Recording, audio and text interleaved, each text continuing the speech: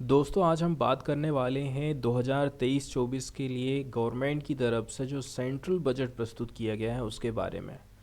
यहाँ पर हम संक्षेप में इसकी समरी देखेंगे। इसके अलावा कुछ कुछ स्कीम्स और उनकी थोड़ी मोड़ी डिटेल्स भी हमको यहाँ पर देखने को मिलेगी।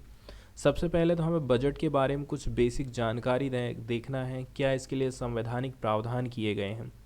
जैसे कि तो यदि हम बात कर लें बजट की, बजट के बारे में आप अच्छी तरह से जानते हैं कि बजट का मतलब होता है चमड़े का थैला। ठीक है। तो एक बार क्या हुआ था, इंग्लैंड में एक जो वहाँ के लीडर है ना, उन्होंने पूरे साल भर का जो लेखा जोखा है ना, उनके कागज़ को उन्होंने चमड़े के थैला में लेकर के चले गए थे पार्लियामेंट। लोगों ने देखे, उनकी हंसी उड़ाई। ठीक है। और उनको जो है चमड़े का थैला बजट बजट करके उनको चिढ़ाने लगे थे। तभी से जो है इस प्रकार के जो फाइनेंशियल स्टेटमेंट है एक साल का, उसके लिए बजट वर्ड का इस्तेमाल किया जाता है। यदि हम आर्टिकल 112 की बात करें हमारे भारतीय संविधान की, अनुच्छेद 112 भारतीय संविधान में किस बात का उल्लेख है? Union budget of a year is refer to as annual financial statement. हमारे संविधान में बजट के स्थान पर सालाना फाइनेंशियल स्टेटमेंट उल्लेख किया गया है आर्टिकल 112 में।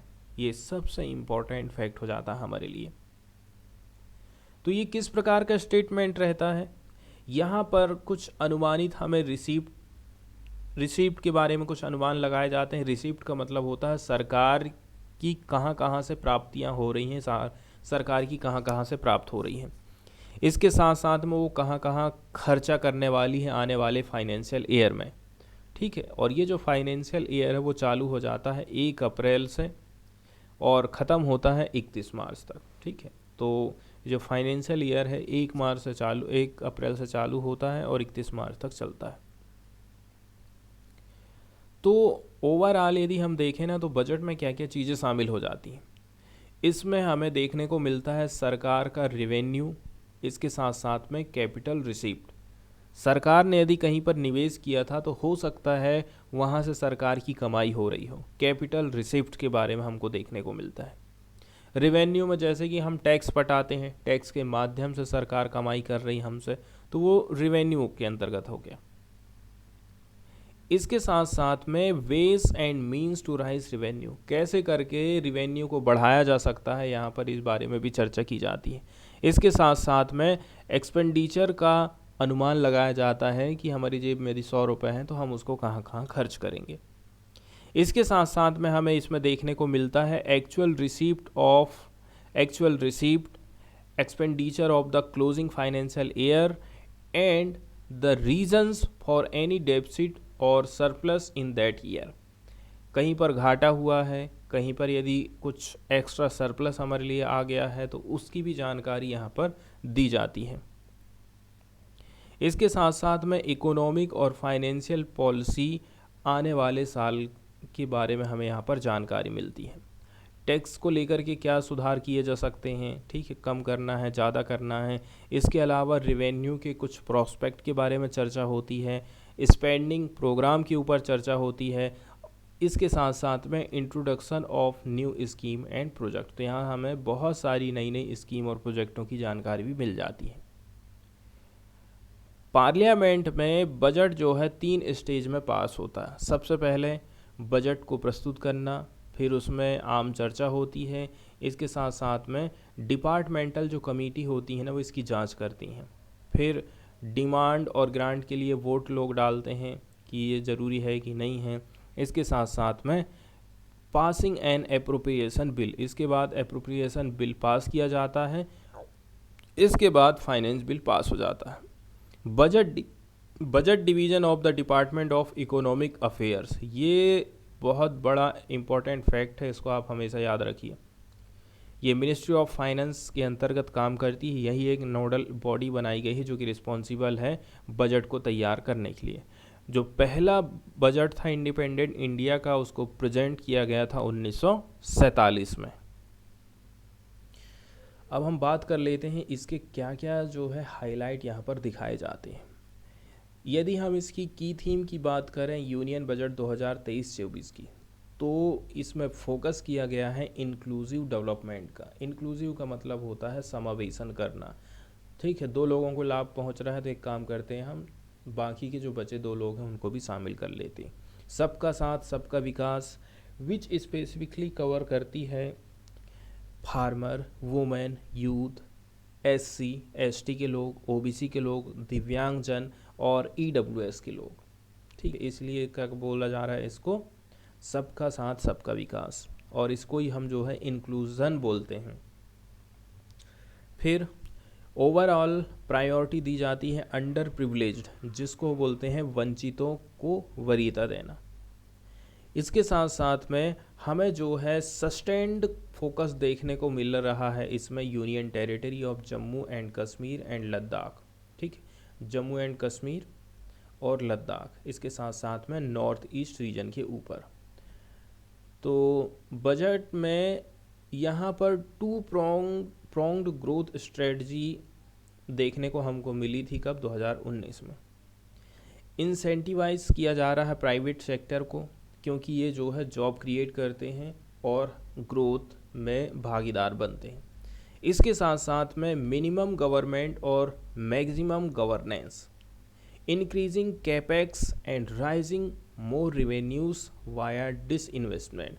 सरकार ने ज़्यादातर फोकस किया है कि सरकारी कंपनियों को बेचो और उनका प्राइवेटीकरण करो। इसके बाद बजट के अंतर्गत भी हमें कुछ कीज़ वगैरह देखने को मिलती है, मतलब यहाँ पर कुछ मोटी मोटी जो बातें हैं उनके बारे में हम देख लेते हैं। यहाँ सबसे बड़ी जो चेंजेस किया गया है वो इनकम टैक्स रिजीम में हमको छूट देखने को मिली है। जैसे कि पिछली बार क्या हुआ था, 5 लाख यदि आपकी सालाना इनकम है तो आपको टैक्स नहीं लगता था। इसको सरकार ने बढ़ा करके अब 7 लाख कर दी है। लेकिन वहीं पर यहाँ पर थोड़ी सी प्रॉब्लम, समस्या ये खड़ी हो रही है, सरकार ने 5 लाख से 7 लाख किया ज़रूर है, लेकिन कुछ बचत के माध्यम से जो आप अपना टैक्स बचा सकते थे, जैसे HRA वगैरह को लेकर के बोला जाता है कि आप HRA के माध्यम से टैक्स अब नहीं बचा पाएंगे। इसके बाद सबसे बड़ा फोकस किया जाता है कैपिटल इन्वेस्टमेंट में। ठीक है, 33% कैपिटल इन्वेस्टमेंट में हिस्सेदारी दी जा रही है 33% की। कैपिटल इन्वेस्टमेंट का मतलब ये है सरकार ऐसी जगह ही पैसा खर्चा करेगी जहां से उसके 2 रुपये की कमाई हो सके। इसको जो है 10 लाख करोड़ का प्रपोजल दिया गया है। इसके साथ साथ में कस्टम ड्यूटी में कुछ चेंजेस देखने को हमको मिल रहा है। Reduce on import of certain input, जैसे मुझे बाहर से कोई रॉ मटेरियल मंगवाना है तो सरकार मुझसे कस्टम ड्यूटी लेती थी। अब सरकार कह रही है आप 2 रुपये की जगह 1 ही रुपया दो। इससे फ़ायदा होगा मोबाइल की मैन्युफैक्चरिंग में, इसके साथ साथ में श्रिम्प फीड में। ठीक है, श्रिम्प फीड, श्रिम्प मतलब होता है झींगा। And increased on cigarettes, gold articles, compounded rubber ETC। लेकिन वहीं पर यदि आप बात कर लो सिगरेट के ऊपर, गोल्ड के आर्टिकल के ऊपर, ठीक है, कंपाउंडेड रबर, यहाँ पर हमको जो है टैक्स में बढ़ोतरी देखने को मिलेगी। जब टैक्स बढ़ा दिया गया है तो जाहिर सी बात है ये जो चीज़ें हैं महंगी हो जाएंगी। वहीं जो मोबाइल फ़ोन है एंड श्रिम्प फीड है ना, ये चीज़ें सस्ती होने वाली हैं। वहीं देखा जाए ना तो रेलवे को बजट में काफ़ी अच्छा पैसा दिया जा रहा है, हाईएस्ट माना जा रहा है अभी तक का। 2.4 लाख करोड़ रुपया रेलवे को दिया जाएगा। तो रेलवे को भी जो पैसा दिया जाएगा तो ऐसा नहीं है कि सरकार बस इसमें स्टेशनों को चमकाए। ठीक है, अपना उसको सबसे ज़्यादा फोकस करना है रेल की पटरियों के ऊपर, गाड़ियों की स्पीड के ऊपर। इतना ज़्यादा जो लोगों को वेटिंग करना पड़ जाता है, ये सारी चीज़ों के ऊपर भी सरकार को फोकस करना चाहिए यदि सरकार के पास पैसा आ गया है तो। ठीक है, तो सबसे पहले पार्टी में अमृतकाल की बात करी जाती है।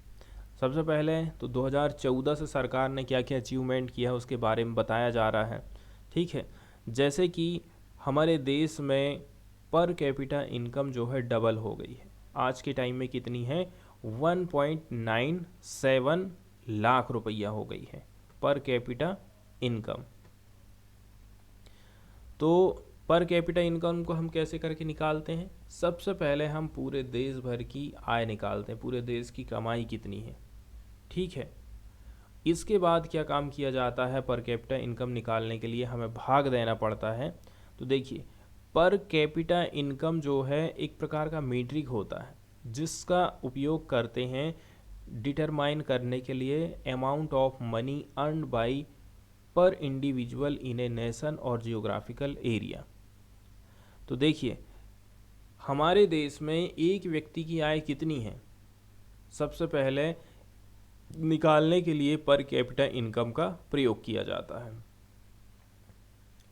तो देखिए, टोटल सरकार पूरे देश भर की आय कितनी है, उसमें कितने लोग रहते हैं, उसकी संख्या को यदि आप भाग दे देते हो, ठीक है, जैसे यहाँ जो आप पिक्चर देख रहे हैं, ठीक है, यहाँ पर 1 2 3 4 5 लोग रह रहे हैं, ठीक है।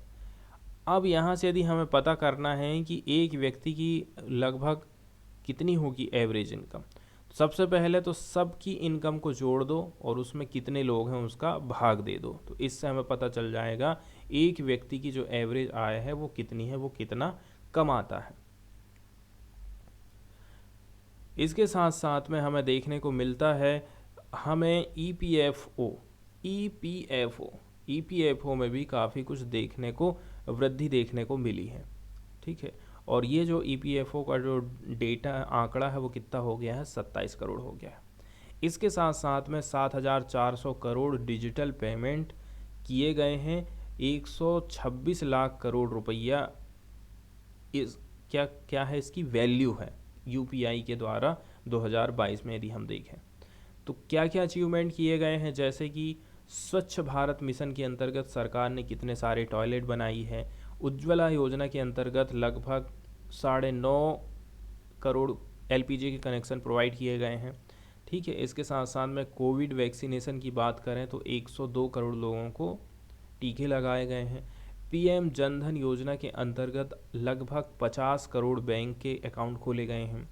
इसके साथ साथ में 44.6 crore persons cover under PM सुरक्षा बीमा एंड पीएम जीवन ज्योति बीमा योजना।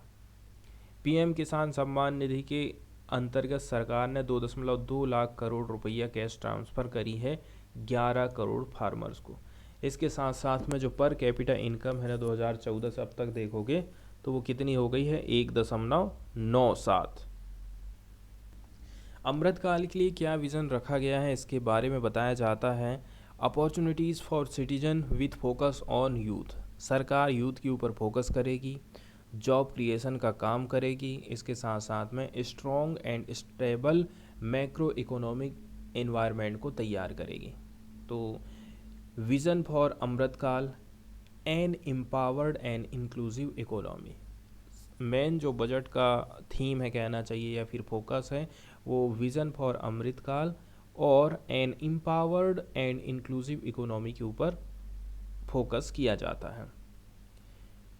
अब जैसे कि सरकार किस किस पर फोकस कर रही है, क्या क्या सरकार ने अभी तक करी है। इकोनॉमिक एम्पावरमेंट ऑफ वुमेन की बात करें तो जो दीनदयाल अंत्योदय योजना है, नेशनल रूरल लाइवलीहुड मिशन, इसने अचीव किया है बहुत बड़ी success, mobilising rural women into 81 lakh self help groups. 81 lakh self help groups हमको देखने को मिले।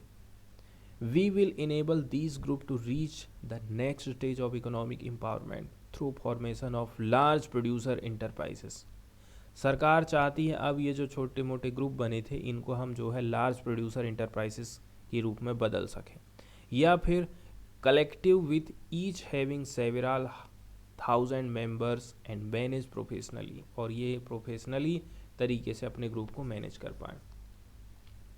फिर आती है पीएम विश्वकर्मा कौशल सम्मान, पीएम विकास शॉर्टकट में इसको कहा जाता है।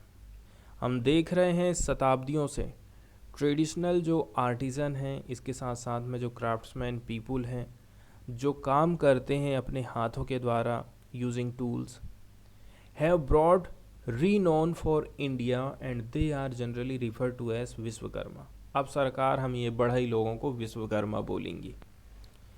इसके साथ साथ में आर्ट और जो हैंडीक्राफ्ट क्रिएट किए जाते हैं उनके द्वारा रिप्रेजेंट करते हैं the true spirit of the आत्मनिर्भर भारत, ऐसा सरकार का कहना है। अब हम बात करते हैं सरकार टूरिज्म सेक्टर को बढ़ावा देने के लिए क्या कर रही है। प्राइम फाइनेंस मिनिस्टर ने कहा था कि देखिए, कंट्री ऑफर कर रही है काफ़ी बढ़िया अट्रैक्शन डोमेस्टिक, इसके साथ साथ में फॉरेन टूरिस्ट लोगों को, as there is a large potential to tapped in tourism, क्योंकि टूरिज्म सेक्टर में कमाई की बहुत बड़ी संभावनाएं हैं। ये हर चीज़ से आपको फ़ायदा देगी, चाहे वो रोज़गार हो, चाहे वो रुपए पैसे हो। इसके साथ साथ में ग्रीन ग्रोथ की बात करी जाती है यहाँ पर कि ठीक है, सरकार जो है हमेशा फोकस करेगी कि हम जो है पेट्रोल डीजल इंजन से हम इलेक्ट्रिक इंजन की ओर मूव करेंगे। ठीक है, जहाँ हम कोयले से बिजली बना रहे हैं, अब हम वहाँ सौर ऊर्जा से, पानी से या फिर परमाणु ऊर्जा के माध्यम से बिजली बनाने का काम करेंगे। अब हम देखते हैं कि कौन कौन सी प्रायोरिटी इस बजट में दी जाती है। सप्तऋषि मतलब 7 प्रायोरिटीज़ ऑफ द बजट। कौन कौन सी प्रायोरिटीज़ हैं उनको आप देख लीजिए।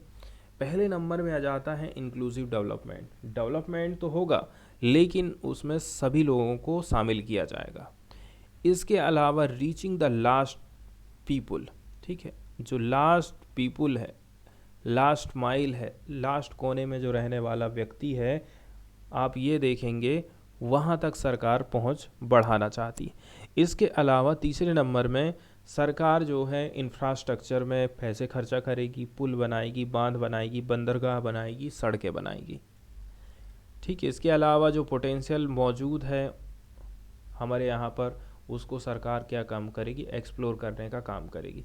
जैसे कि बहुत सारे हमारे यहाँ पर दुर्लभ मृदा तत्व हैं, लेकिन हम उनकी खुदाई नहीं कर पा रहे हैं क्योंकि हमें पता ही नहीं है कि वो कहाँ हैं, उनकी खुदाई कैसे करके करना है। इसके बाद ग्रीन ग्रोथ के ऊपर फोकस किया जाएगा, यूथ पावर के ऊपर फोकस है और फाइनेंशियल सेक्टर के ऊपर बात यहाँ पर करी जाती है।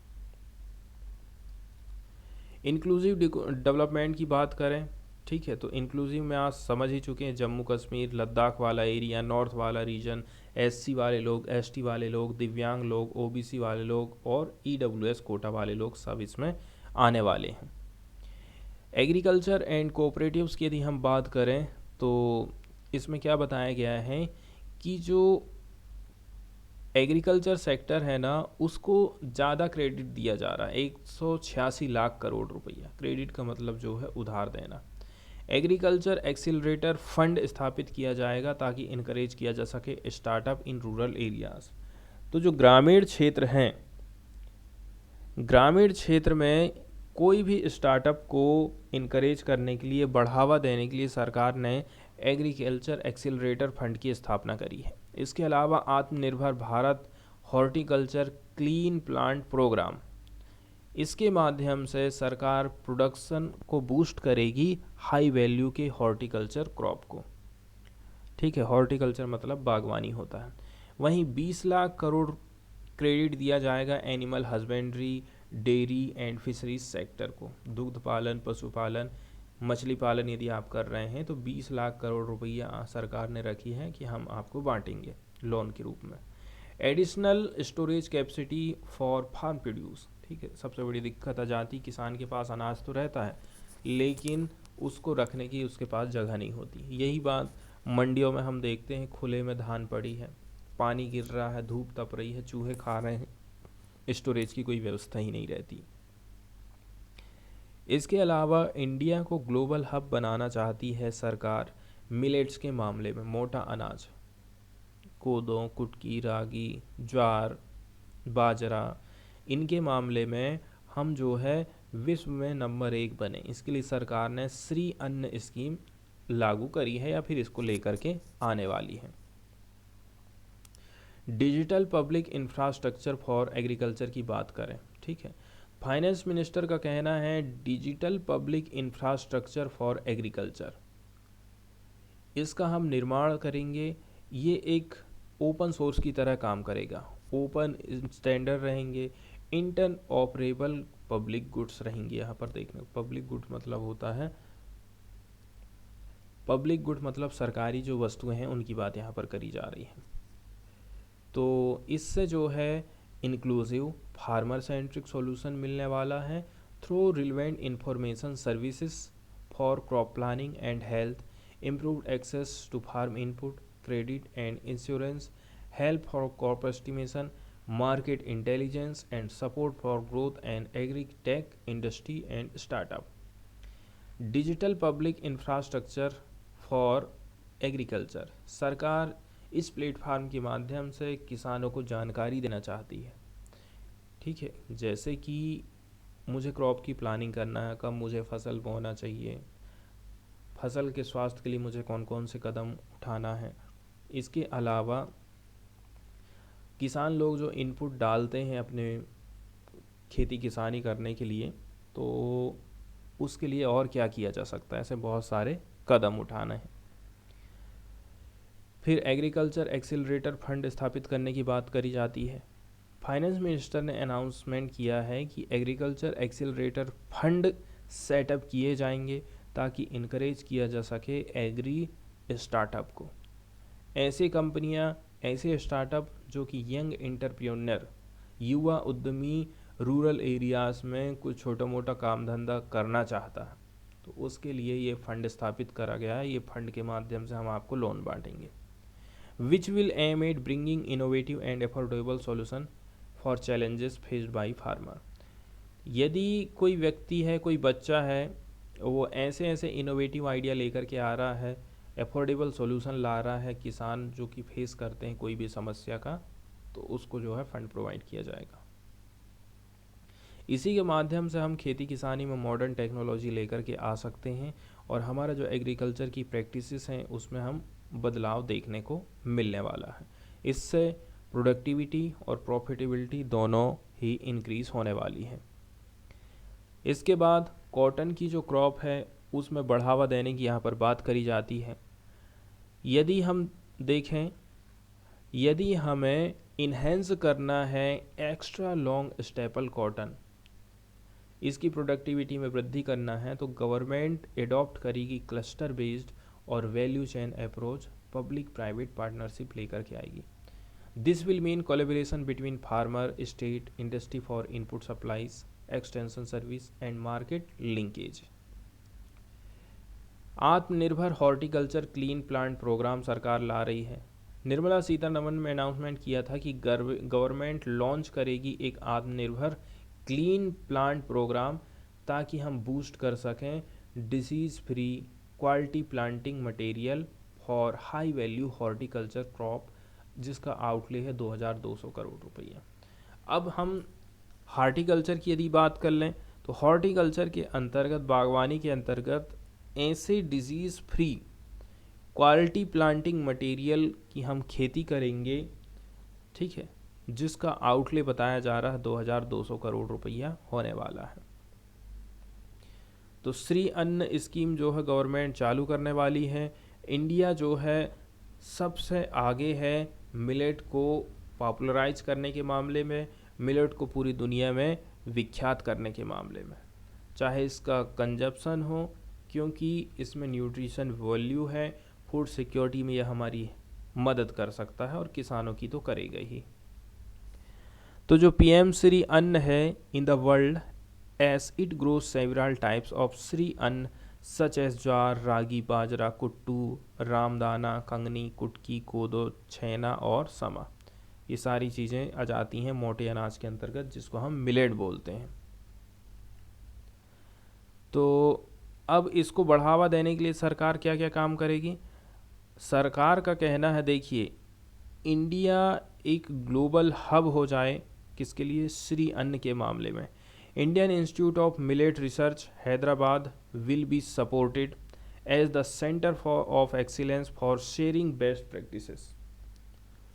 तो इसके लिए इंडियन इंस्टीट्यूट ऑफ जो मिलिट्री रिसर्च है हैदराबाद, ये हमारी मदद करेगा, सेंटर ऑफ एक्सीलेंस के तौर पर काम करेगा। ये शेयर करेगा बेस्ट प्रैक्टिस को, रिसर्च को, टेक्नोलॉजी को, इंटरनेशनल लेवल पर ये काम करेगा। इसके बाद हम देख लेते हैं मेडिकल एंड नर्सिंग कॉलेजेस। ठीक है, ये पार्टिकुलर चीज़ें हम देख रहे हैं। Health and education and skilling के मामले में गवर्नमेंट क्या क्या करेगी और अभी तक क्या क्या उसने अचीवमेंट कर लिया है।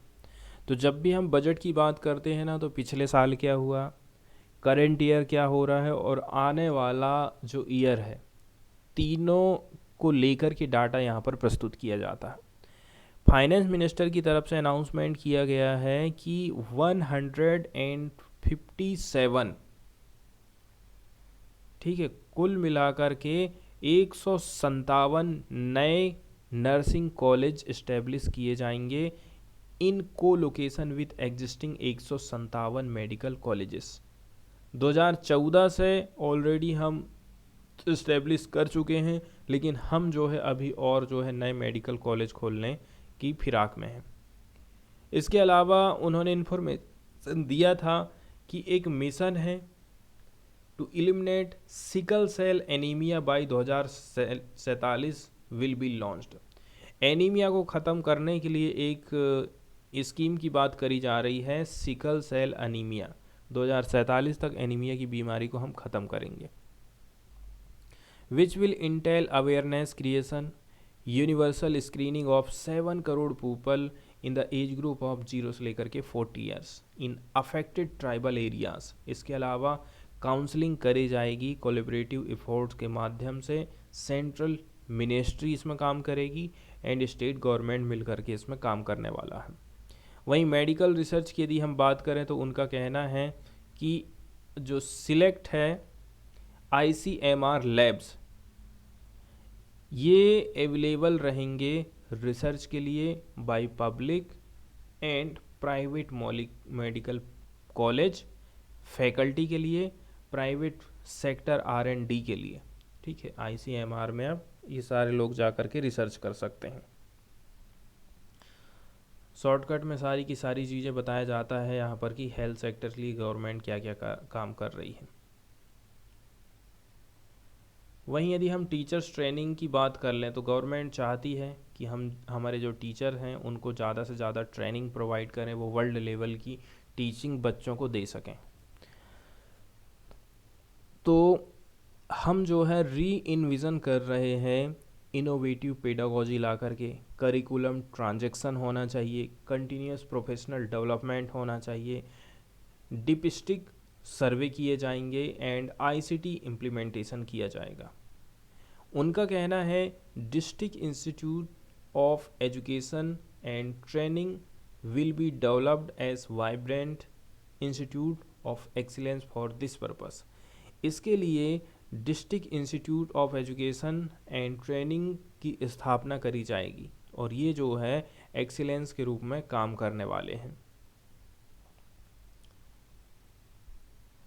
इसके साथ साथ में नेशनल डिजिटल लाइब्रेरी भी सेटअप करे जाएंगे चिल्ड्रन एंड एडोलसेंट के लिए। State will be encourage to setup physical library at panchayat and ward level. ग्राम पंचायत और वार्ड के लेवल पर भी जो है हमें फिजिकल लाइब्रेरी देखने को मिलने वाली है। इसके अलावा PMKVY 4.0 को लॉन्च किया जाएगा ताकि हम जो है स्किल प्रोवाइड कर सकें। ठीक है, लाख्स ऑफ यूथ को, बहुत सारे जो युवा हैं उनको स्किल प्रोवाइड किया जाएगा। तो national digital library for children and adolescent इसको सेटअप किया जाएगा।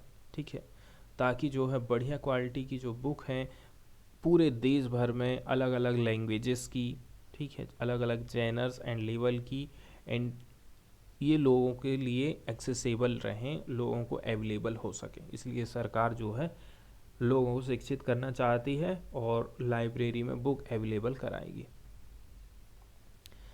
स्टेट जो है, राज्य सरकारें हैं, इनको भी हम इनकरेज करेंगे कि आप जो है फिजिकल लाइब्रेरी खोलिए पंचायत लेवल पर, वार्ड लेवल पर, and provide infrastructure for accessing the national digital library resources.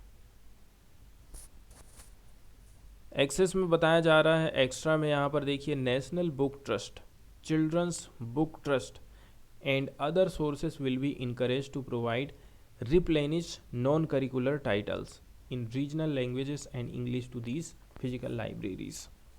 National book trust, centres children's book trust, ऐसे बहुत सारी चीज़ें हमको देखने को मिलने वाली हैं फिजिकल लाइब्रेरीज में। अब सरकार कैसे करके लास्ट में जो खड़ा व्यक्ति है वहाँ तक पहुँचने वाली है, इसके लिए क्या क्या करेगी? प्रधानमंत्री पीवीटीजी डेवलपमेंट मिशन लॉन्च किया जाएगा। फाइनेंशियल असिस्टेंस प्रोवाइड किया जाएगा सस्टेनेबल माइक्रो इरिगेशन के लिए ड्रॉट प्रोन एरियाज़ में। पार्टिकुलरली हम बात कर रहे हैं कर्नाटक के, तो रुपए पैसों से मदद दी जाने वाली है। कर्नाटक का जो सूखा क्षेत्र है वहाँ पर माइक्रो इरिगेशन लगाने के लिए 38,800 more teachers for 740 Eklavya model residential school. ठीक है, एकलव्य स्कूलों में टीचरों की भर्ती होने वाली है। फ्री फ्रूट ग्रेन प्रोवाइड किया जाएगा जितने भी जो अंत्योदय और प्रायोरिटी हाउस होल्ड हैं 1 साल के लिए PMJKY योजना के अंतर्गत। इसके साथ साथ में भारत श्री सेटअप किया जाएगा for digitisation of ancient inscription. तो हमारे देश में जो एंशियंट इंस्क्रिप्शन देखने को मिलती है उसको लोग पढ़ सकें, उसमें क्या लिखाना है, उसके लिए भारत श्री को सेटअप किया जाएगा। इसलिए और इसके साथ साथ में जो PM आवास योजना है ना, इसकी जो धनराशि है इसको 66% इंक्रीज कर दिया गया है। Aspirational district and block programme की यहाँ पर बात करी जाती है। निर्मला सीतारमण ने इन्फॉर्मेशन दिया था कि हम एस्पायरेशनल डिस्ट्रिक्ट प्रोग्राम में काफ़ी सफलता हासिल करे हैं। गवर्नमेंट ने रिसेंटली लॉन्च किया है एस्पायरेशनल ब्लॉक प्रोग्राम जिसमें कवर किए जाएंगे 500 block for saturation of essential government services, ताकि हम जो है आवश्यक जो गवर्नमेंट की सर्विसेज हैं ना उनको मुहैया करा सकें, such as health, nutrition, education, agriculture, water resources, financial inclusion, skill development and basic infrastructure.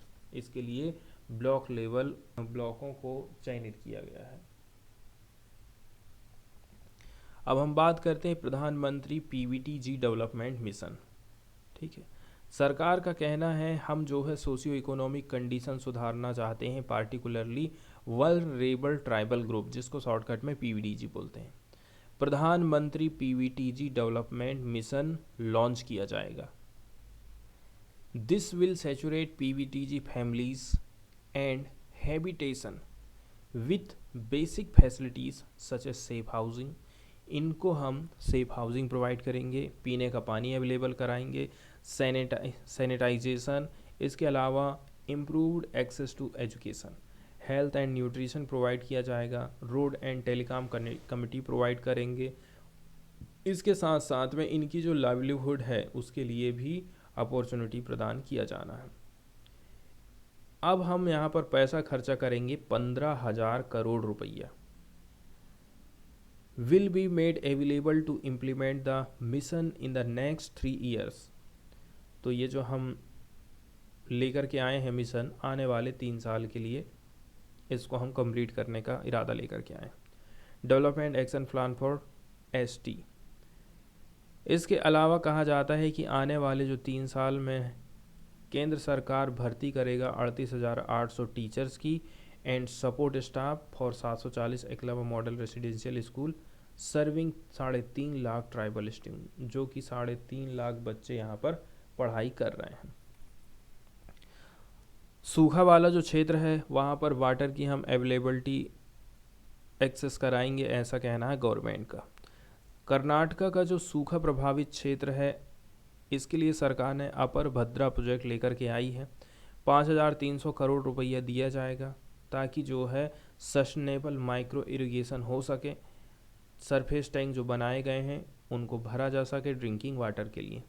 PM Awas Yojana के बारे में बताया गया है कि कितना पैसा हम जो है अभी एक्स्ट्रा इसमें दे रहे हैं।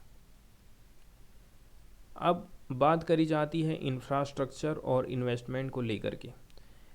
सीतारमण का कहना है investment in infrastructure and productive capacity have large multiplier impact on growth. यदि सरकार इंफ्रास्ट्रक्चर के ऊपर है ना पैसा खर्चा करती है, इसका मतलब ये है कि आने वाले टाइम में ग्रोथ के लिए, एम्प्लॉयमेंट के भी नए नए अवसर पैदा होने वाले हैं। तो हम देख रहे हैं कि 33% की हमें वृद्धि देखने को मिली है, 10 लाख करोड़ रुपया खर्च किए जाने हैं। इसका मतलब ये है जीडीपी का 3.3% हिस्सा सरकार इंफ्रास्ट्रक्चर में खड़ा करने वाली है। मतलब 2019-20 का जो आउटले था ना, उससे हमने लगभग 3 गुना पैसा ज़्यादा इन्वेस्टमेंट करे हैं। इफेक्टिव कैपिटल एक्सपेंडिचर की यदि हम बात करें केंद्र सरकार का, वो बजट पहुंच गया 13.7 लाख करोड़ का, which will be 4.5% of the GDP.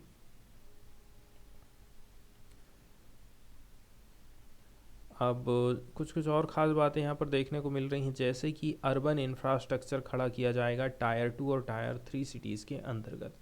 यहाँ UIDF हमको देखने को मिलेगा, ठीक है, शौच मुक्त जिसको बोलते हैं ना।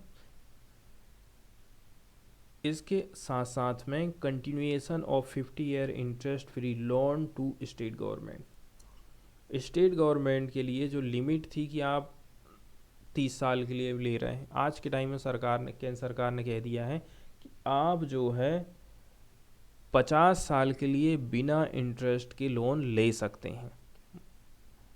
तो इस प्रकार से गवर्नमेंट की तरफ से, सेंट्रल गवर्नमेंट की तरफ से स्टेट गवर्नमेंट को हमको यहाँ पर मदद देखने को मिलती है। तो एक और जो है इन्वेस्टमेंट यदि आप करना चाहते हैं इंफ्रास्ट्रक्चर के लिए, to incentivise them for complementary policy action with a significantly enhanced outlay 1.3 lakh crore रुपया। रेलवे बजट की बात करी जाती है। इंफ्रास्ट्रक्चर प्रोजेक्ट के अंतर्गत सरकार क्या क्या बनाएगी, जैसे कि ports, coal, steel, fertiliser, food grain sector, इन सब को हमने आइडेंटिफाई किए हैं कि यहाँ पर क्या क्या चीज़ खड़ा किया जा सकता है। इसके लिए हम पैसा लगाएंगे और इसी से सरकार की कमाई होने वाली है। जैसे कि एयरपोर्ट है, हेलीपोर्ट्स है, वाटर एरोड्रोम्स है, इसके साथ साथ में एडवांस लैंडिंग ग्राउंड है, ये सब हम इनको खड़ा करेंगे और यहाँ से हम फिर पैसा कमाएंगे। इसके अलावा हमारे भारत देश में सरकार चाहती है कि बाहर से कंपनियां आएँ और यहाँ पर इन्वेस्टमेंट करें। पहले बहुत सारे नियम कानूनों को उनको फेस करना पड़ता था, कागजी कार्रवाई का सामना करना पड़ता था। तो आज के टाइम में 3,900 जो कंप्लायंसेस हैं, इनको हमने कम कर दिए हैं। 3400 से भी ज़्यादा जो लीगल प्रोविज़न किए गए थे, उनको हमने डीक्रिमिनलाइज कर दिया है, ऐसा उनका कहना है। इसके अलावा इन्होंने ऐड किया था for furthering the trust based governance, government ने इंट्रोड्यूस किया है जन विश्वास बिल, ताकि हम अमेंड कर सकें 42 सेंट्रल एक्ट्स को। विवाद से विश्वास scheme for less stringent contract execution for MSME के लिए जो विवाद वाले बातें हैं, विवाद वाले जो मुद्दे हैं, उनको सुलझाने के लिए, ठीक है, विवाद से विश्वास स्कीम सरकार ला रही है। विवाद से विश्वास सेकंड, फर्स्ट जो है एमएसएमई के लिए है, सेकंड वाली है for easier settlement of contractual dispute of government and government undertaking. तो गवर्नमेंट और गवर्नमेंट अंडरटेकिंग में जो कॉन्ट्रेक्चुअल झगड़े होंगे, उसको सुलझाने के लिए विवाद से विश्वास है। Input based to result based financing for better allocation of scarce resources. सरकार क्या है ना, इनपुट पर आधारित बजट नहीं, रिजल्ट पर आधारित बजट तैयार करना चाहती है। एंटिटी डिजी लॉकर ये सेटअप किए जाएंगे बिजनेसेस के लिए, ताकि सिक्योर ऑनलाइन स्टोरिंग किया जा सके, शेयरिंग किया जा सके डॉक्यूमेंट्स को, ठीक है। कोई भी कंपनी जैसे मुझे भर्ती लेना चाहती है, तो फट से वो ऑनलाइन एक्सेस कर लेगी, मेरे डाटा सब वहाँ पर मौजूद रहेगा। ऑनलाइन सारी की सारी चीज़ें, आपको कहीं पर डॉक्यूमेंट्स को लाने ले जाने की बिल्कुल भी ज़्यादा ज़रूरत नहीं है। इसके साथ साथ में आर्टिफिशियल इंटेलिजेंस के ऊपर सरकार काम करने के लिए क्या क्या कर रही है। तो मेक एआई, अब जो है आर्टिफिशियल इंटेलिजेंस का जितना भी काम है, जितना भी रिसर्च है, अब चाहते हैं हम कि इंडिया में हो। And make AI work for India, 3 centre हम बनाने वाले हैं आर्टिफिशियल इंटेलिजेंस को लेकर के। सेटअप किए जाएंगे टॉप एजुकेशनल इंस्टीट्यूशन।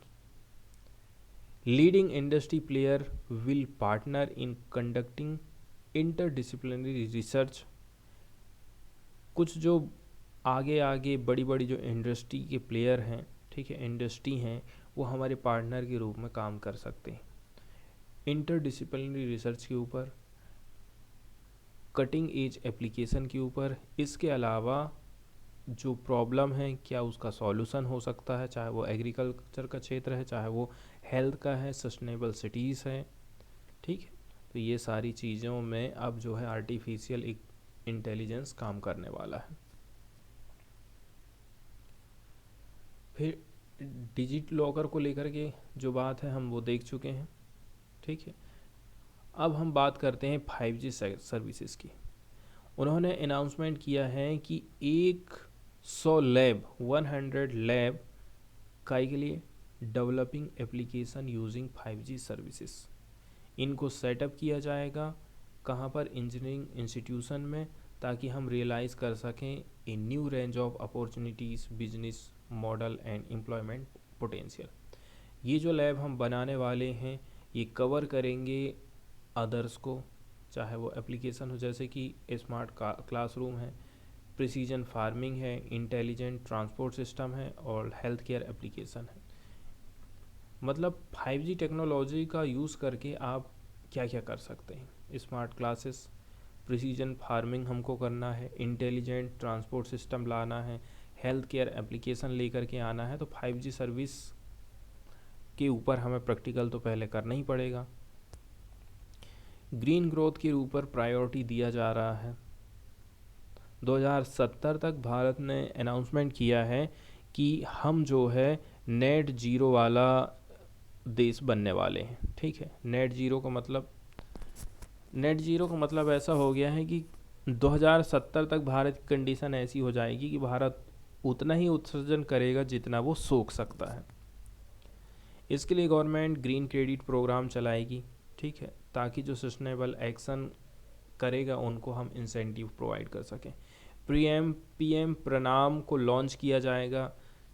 इसके अंतर्गत स्टेट गवर्नमेंट को और यूनियन टेरिटरीज़ को इंसेंटिव दिया जाएगा, ठीक है, यदि वो अल्टरनेटिव फर्टिलाइज़र की तरफ में जाते हैं तो।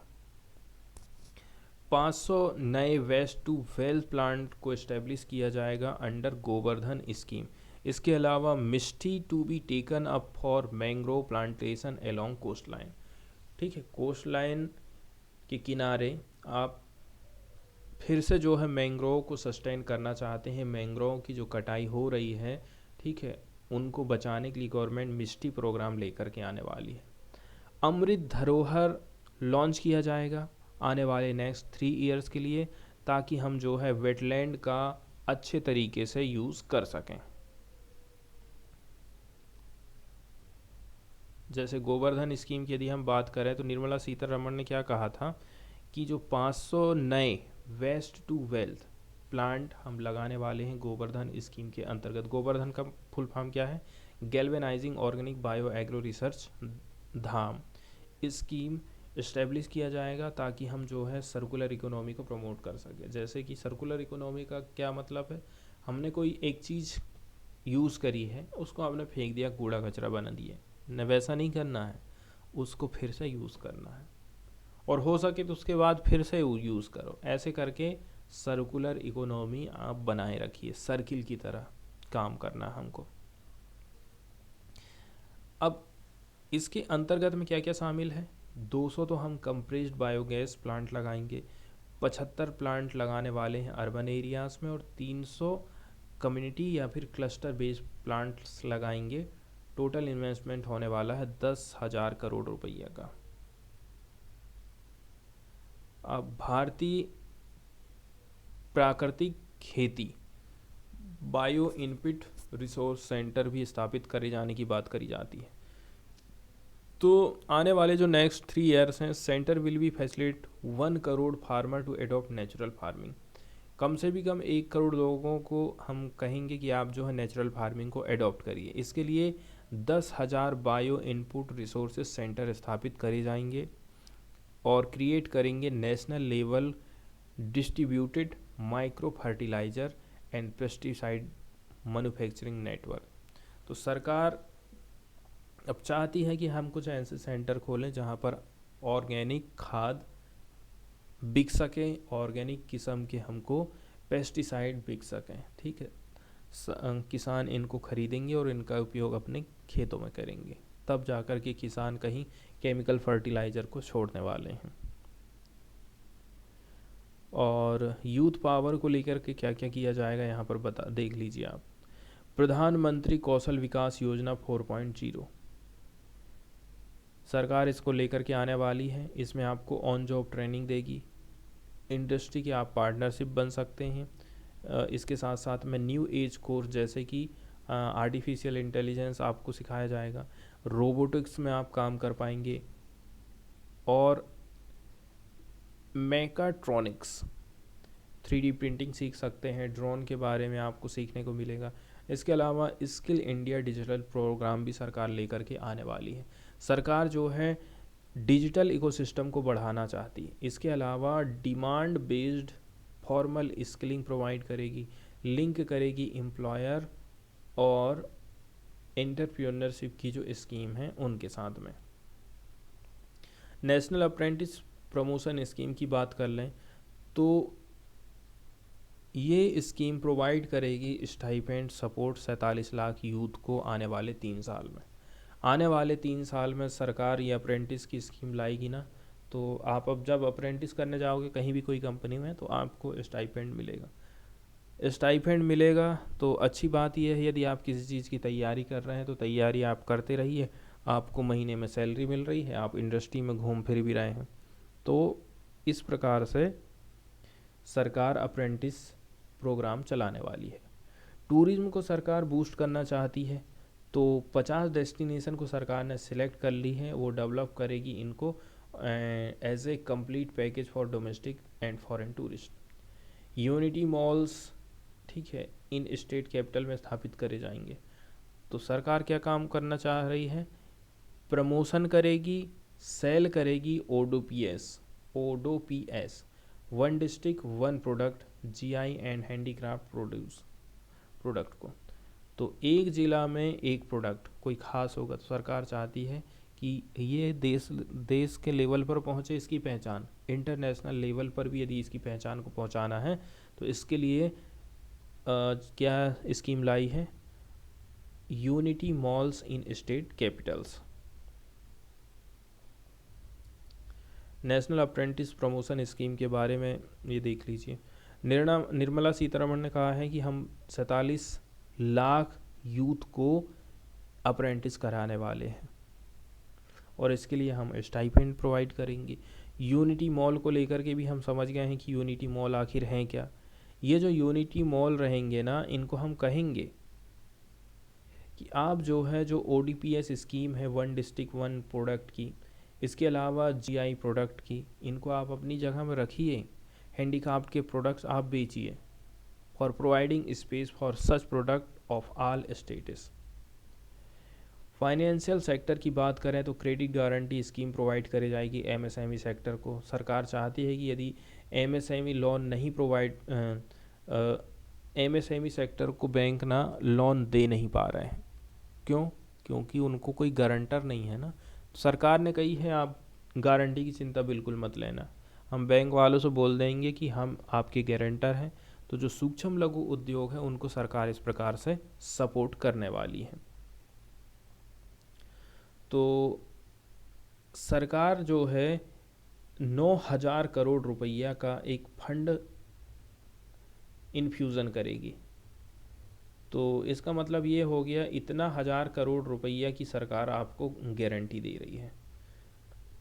तो यहाँ पर हमको जो है 2 लाख करोड़ रुपया तक की गारंटी देखने को मिलेगी। फाइनेंशियल सेक्टर को क्या क्या किया जा रहा है इसके बारे में यहाँ पर देख लीजिए। सेंट्रल डाटा प्रोसेसिंग सेंटर स्थापित करे जाएंगे ताकि फास्ट तरीके से हैंडल किया जा सके एडमिनिस्ट्रेटिव वर्क को अंडर द कंपनीज एक्ट। और क्रेडिट गारंटी कितने हज़ार करोड़ रुपये फंसा रही सरकार इसमें? 9,000 करोड़ रुपया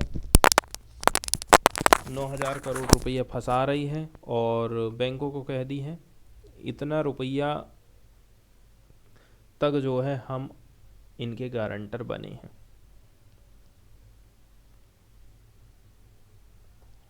ग्रीन ग्रोथ को लेकर के कुछ पॉइंट हमारे छूट गए थे ना, उसको हम देख लेते हैं। जैसे कि 500 नए वेस्ट टू वेल्थ प्लांट को इस्टेब्लिश किया जाएगा। प्लांट्स का मतलब यहाँ पर है एक प्रकार से कंपनियाँ, आप समझ लीजिए।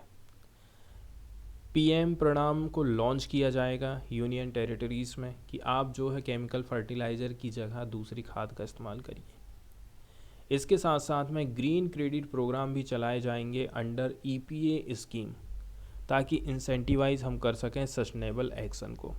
इसके अलावा कुछ और इनिशिएटिव की बात यहाँ पर करी जाती है, जैसे कि 10,000 हम बायो इनपुट रिसोर्स सेंटर खोलेंगे, ठीक है, ताकि फार्मर्स लोगों को सुविधा हो सके कि वो नेचुरल फार्मिंग को अपनाएं।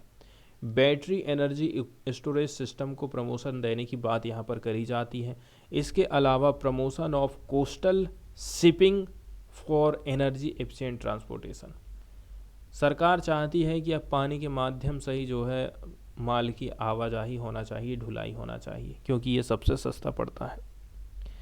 इसके अलावा कुछ फंड भी स्थापित करे गए हैं कि यदि आप जो है ओल्ड पॉल्यूटिंग व्हीकल्स को रिप्लेस करते हैं तो उसमें आपको पैसा मिलेगा, ठीक है। यूथ पावर को लेकर क्या क्या किया गया है यहाँ पर ये आप देख सकते हैं। वहीं फाइनेंशियल सेक्टर की बात करें तो कौन कौन से कदम उठाए गए हैं। नेशनल फाइनेंशियल इंफॉर्मेशन रजिस्ट्री स्थापित करी जाएगी, ठीक है, ताकि जो उधारी आप दे रहे हैं, लैंडिंग दे रहे हैं, वो बढ़िया रह सके। Promote financial inclusion and enhance financial stability.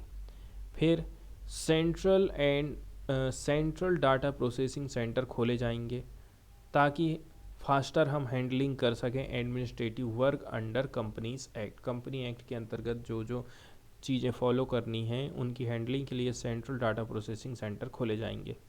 Credit guarantee scheme दी जा रही है एमएसएमई को, ये हम देख चुके हैं। महिला सम्मान बचत पत्र की बात करी जाती है। One time new single saving scheme for a 2-year period with a deposit facility up to 2 lakh रुपया, है ना। एक महिला 2 साल के लिए 2 लाख रुपया जो है क्या कर सकती है, डिपॉजिट कर सकती है, और इसके लिए उसको रिटर्न मिलेगा, ब्याज मिलेगा। सीनियर सिटीजन के लिए किस प्रकार से मदद मिलने वाली है, तो यहाँ पर जो मैक्सिमम डिपॉजिट की लिमिट है ना सीनियर सिटीजन के लिए, वो 15 लाख से 30 लाख रुपया कर दी गई है। पहले 15 लाख तक जो है आप डिपॉजिट कर सकते थे, अब 30 लाख तक आप डिपॉजिट कर सकते हैं। इसके साथ साथ में इनिशिएटिव लिए गए हैं ताकि प्रमोट किया जा सके बिजनेस की एक्टिविटीज़ को, जैसे कि GIF IFSC के मामले में create more trend professional in security market via award of educational certificate. Security market में हमें और भी ज़्यादा प्रोफेशनल तैयार करने हैं, इनको हम एजुकेशनल सर्टिफिकेट प्रोवाइड करेंगे। फिजिकल मैनेजमेंट को लेकर के 50 साल का टाइम पीरियड रख दिया गया है कि आप 50 साल तक के लिए इंटरेस्ट फ्री लोन ले सकते हैं। To be spent on capital expenditure within 2023-24 के अंतर्गत आप जो है कैपिटल एक्सपेंडिचर में यदि खर्चा करते हैं तो 50 साल तक आपको ये लोन फ्री रहेगा। Part of the loan is conditional, लेकिन यहाँ पर भी आपने शर्त रख दिए हैं। State increasing actual capital expenditure, एक शर्त तो ये है आपको कैपिटल एक्सपेंडिचर बढ़ाना पड़ेगा। Parts of outlay will be link to state undertaking several reform. इसके अलावा बाकी जो हिस्सा है वो ऐसे मिलेगा कि आप कितने सारे रिफॉर्म्स कर रहे हैं, ठीक है। जो सरकार बताई है कि लिस्ट दे देगी, ये 10 काम आपको करने हैं। इसके अलावा जो फिज़िकल डेफिसिट है इसको हम 2025-26 तक 4.5% लेकर के आएंगे, ऐसा सरकार ने अनुमान तय कर लिया है। टैक्स प्रपोजल को लेकर के यहाँ पर बात करी जाती है कस्टम ड्यूटी में हमने कुछ चेंजेस करे हैं, ठीक है, जैसे कि import of capital goods for li ion battery manufacturing, यहाँ पर हमको चेंजेस करने को मिले हैं। Mobile camera lenses, denatured ethyl alcohol की input for reducing shrimp feed, seed for manufacturing lab grown diamond, और continue concessional basic custom duty on copper scrap compounded rubber to bring it par with natural rubber. ऐसे बहुत सारे कदम उठाए गए हैं जहां पर कस्टम ड्यूटी में हमको चेंजेस देखने को मिलेगा। फिर टैक्स रिटर्न को लेकर के यहाँ पर बात करी जा रही, जो कि हमारे उतने ज़्यादा काम की नहीं है। कहाँ से पैसा आएगा और कहाँ खर्चा होगा, इसको एक बार हम देख लेते हैं। जैसे कि इनकम टैक्स से सरकार की 15% कमाई होती है, यूनियन एक्साइज ड्यूटी लगाती है 7% कमाती है, कारपोरेशन टैक्स से 15% पैसा आता है, जीएसटी से 17% आ रहा है, कस्टम से 4% आ रहा है, नॉन डेब्ट कैपिटल रिसीप्ट से 2% कमाई हो रही है, नॉन टैक्स रिसीप्ट से उसकी 6% हो रही है, और सबसे ज़्यादा बोरोइंग एंड अदर लाइबिलिटीज़, यहाँ से उसकी कमाई 34% होती है। कहाँ कहाँ खर्चा करेगी? पेंशन में 4% जाएगा, अदर खर्चा 8%, state share of tax and duty उनको 18% पैसा देना पड़ेगा टैक्स का, finance commission and other transfer की बात कर लें तो इसको 9% देना पड़ता है, सेंट्रल सेक्टर स्कीम में 17% खर्चा करती है, डिफेंस में 8%, सब्सिडी में 7%, सेंट्रली स्पॉन्सर स्कीम में 9%, इंटरेस्ट पेमेंट ब्याज की पेमेंट में कितना खर्चा कर रही है? 20%। और पार्टिकुलर मिनिस्ट्री को आपने कितना करोड़ रुपया दिया है? सबसे ज़्यादा आपने दिए हैं डिफेंस मिनिस्ट्री को 5.94 लाख करोड़ रुपया, रोड एंड ट्रांसपोर्ट को दिए हैं आपने 2.7 लाख करोड़ रुपया, रेलवे को मिले हैं 2.4 लाख करोड़, 2 लाख करोड़ मिला है ministry of consumer affair food and public distribution को, 1.96 मिला है मिनिस्ट्री ऑफ होम अफेयर को, केमिकल फर्टिलाइज़र को 1.78 lakh crore, ministry of rural development को 1.6, एग्रीकल्चर और फार्मर को है 1.25, कम्युनिकेशन को है 1.23। अब यहाँ कुछ डेटा प्रस्तुत किया गया है, ठीक है। फार्मास्यूटिकल इंडस्ट्री कितनी थी, कितनी हो गई हैं, जल जीवन मिशन में कितना काम हम करे हैं, एकलव्य मॉडल रेसिडेंशियल स्कूल की बात करें तो 22-23 में 2023-24 के लिए 5,943 खोलने की बात कही गई है। और फिर हम बात कर लेते हैं इलेक्ट्रिक व्हीकल के एडॉप्शन को लेकर के, ठीक है। Faster adoption and manufacturing of electric vehicles, fam जिसको शॉर्टकट में कहा जाता है, तो 2,908 इनको बढ़ा करके 5,172 करने वाले हैं हम। रिवेन्यू रिसिप्ट कितना रहा, कैपिटल रिसिप्ट कितना रहा, टोटल ये राजस्व प्राप्ति कितनी हुई 26, किस में है 26, ये लाख करोड़ रुपया में है, और कैपिटल 18.7 लाख करोड़ है। देखिए कैपिटल और रिवेन्यू रिसिप्ट में अंतर ऐसा है, रिवेन्यू रिसिप्ट मतलब कि सरकार को कितना रिवेन्यू प्राप्त हो रहा है टैक्स के माध्यम से या फिर और भी जो अदर चीज़ है वहाँ से। कैपिटल रिसिप्ट का मतलब ये है सरकार ने कहीं पर इन्वेस्टमेंट करी है तो सरकार की उससे कमाई हो रही है, तो उसको हम कैपिटल रिसिप्ट बोलते हैं। रिवेन्यू एक्सपेंडिचर, रिवेन्यू को आपने कहा कितना खर्चा करे, इफ़ेक्टिव कैपिटल एक्सपेंडिचर कितना कितना आप खर्च कर रहे हैं, ये सारी डेटा यहाँ पर प्रस्तुत किए जाते हैं। एक चीज़ देख लेते हैं नेशनल ग्रीन हाइड्रोजन मिशन के बारे में, तो 19,700 करोड़ रुपया एलोकेट किया गया है किसको, नेशनल ग्रीन हाइड्रोजन मिशन को, ताकि हम जो है ट्रांजिशन कर सकें, ठीक है, हमारी जो इकोनॉमी है लो कार्बन इंटेंसिटी की तरफ आगे बढ़ सके, हम जो है फॉसिल फ्यूल के इंपोर्ट के ऊपर जो डिपेंडेंस है उसको कम कर सकें, and make the country assume technology and market leadership in this sunrise sector, इस मामले में भी भारत आगे बढ़ सके। टारगेट रखा गया है to reach an annual production of 5